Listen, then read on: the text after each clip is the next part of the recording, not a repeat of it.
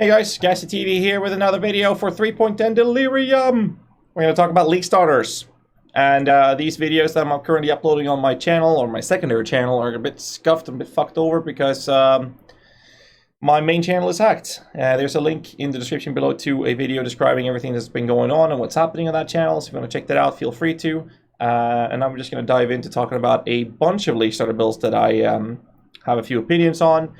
Some of them will have forum build guides listed in the description. Some of them will have PoBs, and some of them you're going to have to look up other build guides for as well. So we're going to start from the top. My Lich Queen build guide. Let me see if we can bring that up. I'm going to talk about these things. My Lich Queen build guide right there is using Spectres and Skeletons, preferably with melee Skeletons. This build is posted since 2016, actually. It's pretty crazy. This build is hit by the 40% less damage on the Skeletons, and despite that will still do 5 to 6 million Shaper DPS on your Skeletons, and plus the Golem, plus the Enemy Guardian, plus the Spectre's damage.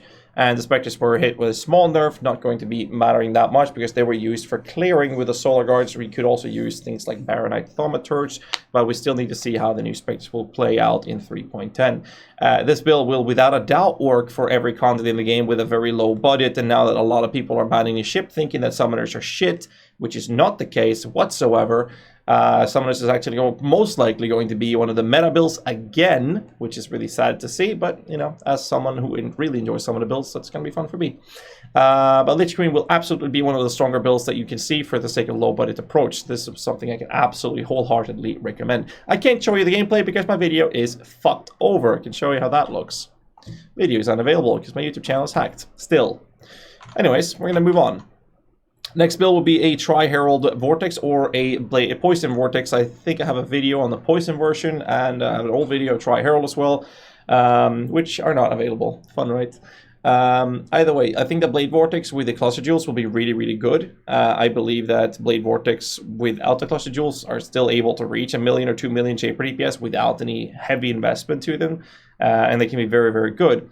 I still firmly believe that a poisoned approach Blade Vortex will be cheaper than the Tri-Herald, and I think that the Tri-Herald would actually be better when you start investing a bit of currency, and specifically when it comes to the Cluster Jewels, due to some of the insane modifiers you can get there. So Blade Vortex should be a solid League starter. It has a lot of damage, and if you really want to, you can also incorporate something like Blade Blast and play around with that if you'd like to. So I think Blade Vortex can be a really fun build to play in the upcoming 3.10 and work and function as a very effective League starter. Next up is my Vortex Cold Snap build. Let's see if we can bring that one up as well. There is a few comments around the Vortex build. It will work very well as a League starter, as it has been for a very long time now. However, when it comes to the Vortex Cold Snap build, we have to consider the fact of how the League mechanic is actually working. You start your Delirium, it will spawn a big cloud, it will then move throughout the map, and the back line of it will then disappear, so you have to ride the wave. Now, the Vortex's Cold Snap build is not a great clear speed build, however, it does very well in terms of defense, and once you get enough souls to pop Vol Cold Snap, you usually just run through enemies and they all die, so it's working as a beefed up, steroid pumped Righteous Fire till the duration of Vol Cold Snap is over, and then you're back to having decent clear speed. The good thing with this, though, is, however, the Vortex is instant cast. You can just run and drop some pools behind you and just rush into the boss and kill the boss. It will work for that sake, in that type of gameplay, but you won't be able to kill everything in the fog on every map you play, but you can easily just run to the boss and kill it.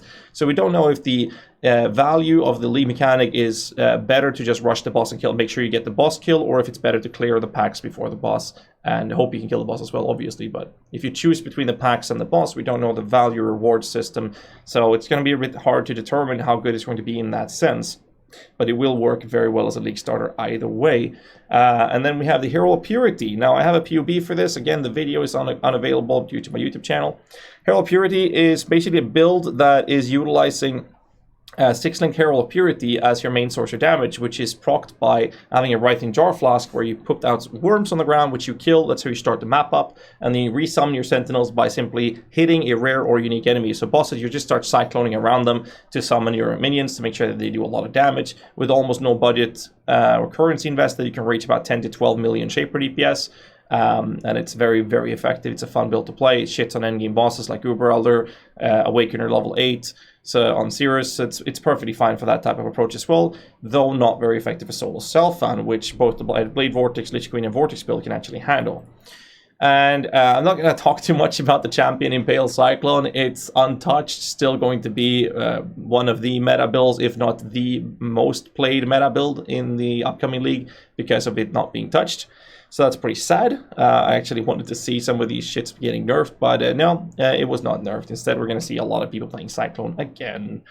The next build will be a Shockwave Totem, preferably with Astral Projector. This has been a pretty solid build. However, before it really starts to shine, you will need the Astral Projector. We don't know how expensive that's going to be early stage in an early league, but I believe it will be a bit cheaper this league than it was in the previous league.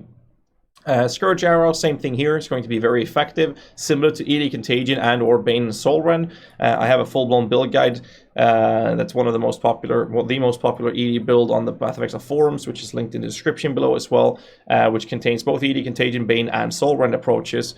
And I think that this will be very, very effective. I think a lot of content creators here on Twitch will be starting off with ED Contagion because of the efficiency that you have versus actual clearing effectively with the fogs, as well as being able to do very good boss single target damage.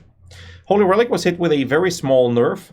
Not going to be a problem for the build. It's still going to be insanely effective, very cheap to play, can build it very defensively, whilst you have your Holy Relic going nuts on the screen. So I don't think that's going to be a problem either whatsoever. I think Cospris Malice might also be, there's a Swedish kicking in, so Cospris Malice might also be one of the meta builds from what I can see. However, the thing with Cospris Malice is that it's very expensive, but Nova Frostbolt can work very effectively as a self-cast approach. If you start off with self-cast till you have the currency to get a Cospris Malice, the build should work very, very fine with this. So I think that this is something that can be very attractive as a league starter for those of you that really wants to go into the Cospris Malice approach. Jesus, can't even speak today. Arc, untouched. I think Totem, Self-Cast, Trapper Mine, anything with Arc will do if that's something you would like to play with.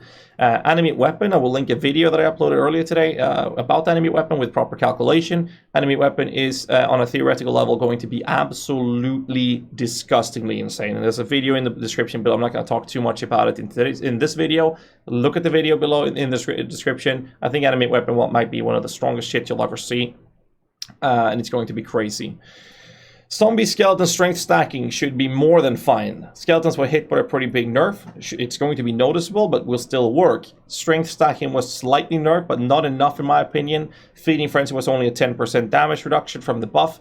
From the 14% damage, less damage, 40% less damage from Feeding Frenzy on the supporter ability. So I mean, that's perfectly fine as well. And the skeletons are still going to be strong, so I think we'll see a lot of strength stacking zombie builds because the amount of zombies going down by 2-3 zombies is not going to be something you'll actually notice that much in terms of efficiency.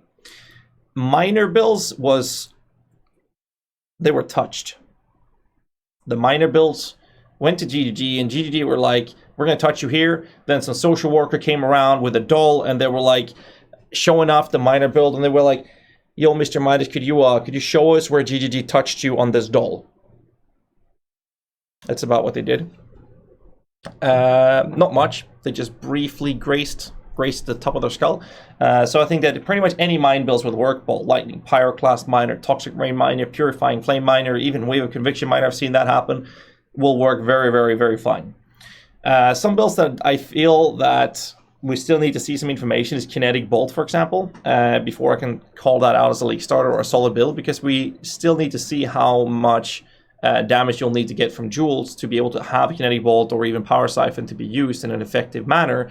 Though they want to make these abilities function for leveling, I'm not sure if it's going to be that good till we see how good they're actually going to be in practice, because a lot of these builds with the wands and bow builds as well requires a lot of extra damage from jewels, which are rather expensive down the line as you go up in level. So we'll see how that works out. Same thing with Blade Blast, we need to see it in action. So that's going to be something I'm going to hold off to. And lastly, I want to finalize what I want to play in the league, what kind of content you can expect from me in the coming weeks. I'm going to start off with an Animate Weapon build, and I will probably do some sort of Wand Slinger, and most likely be touching into the Kinetic Bolt build, and something with Blade Blast. That's like the 4 build types or archetypes that I will be looking into in the first 1 or 2 weeks. I'll try to make sure I get all 4 builds within a couple of weeks done in the league start. that's about it. If you think that I'm wrong on anything of this, or if you have any other builds you think I should have mentioned, like I know some people will probably mention the bleed, puncture, glad, but let me know in the description. Sorry, not in the description, but let me know in the comments below, and make sure that you. I was about to tell you to subscribe, but this is my secondary channel. I don't give a fuck about this till I get my main channel back. So till next time, stay safe and keep fucking rocking.